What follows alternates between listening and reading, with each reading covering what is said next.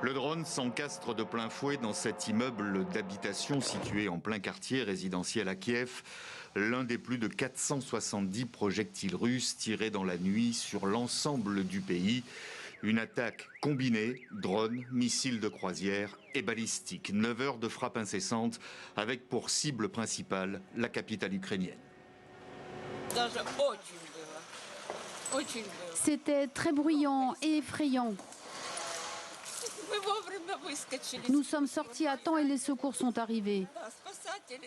Notre porte était bloquée, les secours sont venus et nous ont ouvert la porte.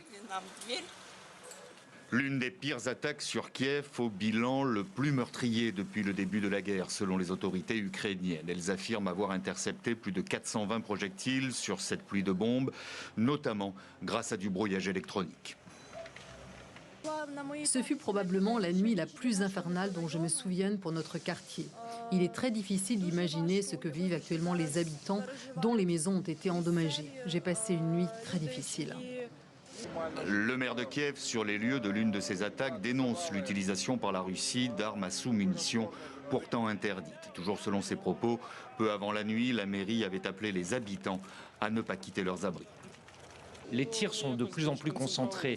Les Russes multiplient leurs attaques. Cela semble bien sûr beaucoup plus intense, parce que tout converge vers un seul point.